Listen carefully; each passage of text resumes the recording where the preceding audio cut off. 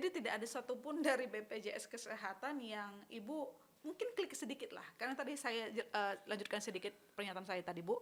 Kalau Jamkesmas itu kan dulu memang untuk warga prasejahtera dan cepat saat itu ya Bu, langsung dibayar ke Sebetulnya rumah waktu sakit. itu kan saya sedang mengadakan pilot proyek untuk orang miskin dulu. Nanti lama-lama nanti semua rakyat dibiayai oleh pemerintah di kelas 3. Nah, ini cita-cita saya. Pemerintah paling menyediakan paling 250 triliun. Itu untuk gratis di seluruh kelas 3. Mau kaya, mau miskin, semua adalah rakyatnya negara Republik Indonesia. Itu dijamin semua kesehatannya. Lah untuk yang mampu pasti nggak mau di kelas 3. Nah dia akan milih kelas 1 atau kelas 2 atau VIP. Silahkan. Tapi Anda harus membayar fasilitas yang lebih dari kelas 3 itu. Misalkan fasilitas kamar lebih bagus, ada AC-nya, satu kamar cuma seorang, kalau kelas 3 satu kamar 4 orang. Nah, inilah mereka harus membayar tambahannya itu. Oh. Tetapi untuk kepentingan medis, kita tidak boleh membedakan apakah itu kelas 3 ataukah itu VIP. Contohnya, misalkan usus buntu yang dibelek di situ dengan peso seperti ini, dengan obat-obatan seperti ini harus sama dong, sama-sama manusianya, sama-sama dokter bedahnya harus sama. Yang dibelek itu apakah orang miskin ataukah orang kaya harus sama, semuanya harus selamat. Semuanya harus sembuh, ya kan? Dari segi medisnya harus sama.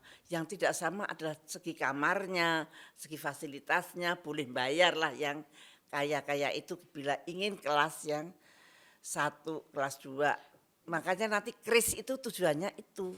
Mestinya seluruh rakyat dijamin pemerintah. Bu, aku sedikit menegaskan lagi Bu, soal jaminan kesehatan kepada masyarakat.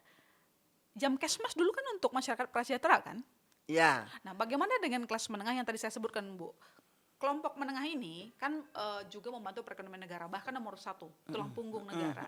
Nah, BPJS Kesehatan itu ada iuran yang akhirnya disebut gotong royong lah, begitu, supaya kalau kenapa-napa sudah ditanggung oleh BPJS Kesehatan. Nah, itu yang saya maksud tadi. Bukankah kelas menengah juga butuh dilindungi, tidak Nah cuma kelas iya, prasejahtera? maka saya cara melindunginya begini. Kepentingan medis untuk kelas 3 semua harus semua rakyat. Nanti kris itu namanya. Kalau nggak Benar, salah iya, ya, kris. kris yang belum berjalan. Belum. Semua kelas 3 itu dilindungi oleh pemerintah. Kalau you mau kelas 3 silahkan. Tapi sekamar harus berempat atau berenam.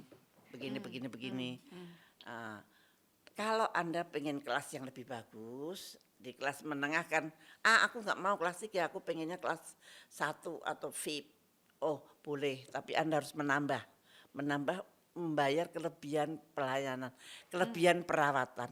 Tapi cara perawatan, cara medis harus sama. Yang non medis bisa berbeda. Nah itu. Tapi yang jelas sebetulnya pemerintah tidak hanya wajib pada orang yang tidak mampu. Seharusnya semua rakyat mempunyai hak yang sama. Dan kalau dilihat sekarang BPJS kan dulu pendekatannya kan dari program berbasis APBN, Jamkesmas, terus sekarang itu berubah jadi asuransi sosial wajib. Nah itu. Nah, Ibu Asuransi wajib itu yang sebetulnya agak melukai konstitusi ya menurut saya. Dulu saya pernah judicial review tentang ini ke MK, tapi kalah karena katanya preambul Undang-Undang Dasar 45 tidak bisa dibuat sebagai dasar hukum suatu kebijakan. Saya kaget, tapi yang namanya kalah ya kalah. Nah itu waktu itu pimpinan MK-nya Pak Mahfud kalau nggak salah. Jadi tahun 2011 kita maju ke judicial review itu. Jadi itu tidak sesuai dengan Undang-Undang Dasar 45. Karena rakyat melindungi dirinya dengan uangnya sendiri. Namanya asuransi. Asuransi itu sebenarnya sistem kapitalis ya sebetulnya. Karena kita harus melindungi diri kita dengan uang. Dan yang beruntung yang punya modal pasti. Yang punya modal itu premi seluruh rakyat dikumpulkan. Nah itu kan jadi modal tuh. Nah, modal ini pasti yang bisa menggunakan duit yang ngumpul banyak ini adalah orang-orang yang punya modal. Biasanya mereka yang kapitalis lah menginvestasikan uang itu untuk apa? Untuk apa? Dengan alasan daripada uang asuransi ngumpul lebih baik diinvestasikan. Nah, dengan harapan untung. Iya. Tapi malah buntung kadang-kadang nggak balik lah misalkan itu. Nah itulah yang menyebabkan kacau balau semerawutnya klaim-klaim rumah sakit. Klaim rumah sakit itu kasihan loh. Satu under jadi klaimnya segini cuma dibayar segini karena alasan verifikatornya. Padahal verifikator itu BPJS yang membayar BPJS ya kan lucu. Seharusnya verifikator independen dong. Nah nanti kalau sudah diverifikasi nanti bayarnya entar tergantung dari BPJS-nya paling lambat 6 bulan. Itu utangnya BPJS terhadap rumah sakit kalau nggak salah sekarang berapa puluh triliun gitu, kalau nggak salah 26 triliun atau berapa. Zaman jam Kesmas dulu Bu, pernah gitu nggak sampai berbulan-bulan sampai bayar rumah sakit langsung ya? Mereka langsung kasih laporan ke Kemenkes ya waktu itu ya.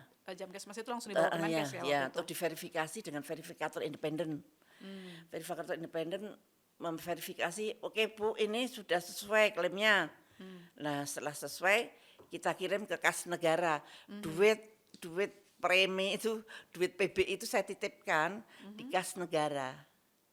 Jadi kas negara langsung membayar klaim rumah sakit itu langsung ke rekening rumah sakit. Kenapa nggak diatur seperti itu? Kok nggak ya tanya Bu, ya tanya. Dulu saya pernah 4 tahun berhasil mengatur uang jam Kesmas itu Bu, ya tanya begitu. Dan tidak ada pembatasan kalau PBI itu tidak boleh operasi ini, operasi enggak ada. Mau operasi jantung ya gratis. Mau cuci darah seumur hidup ya gratis.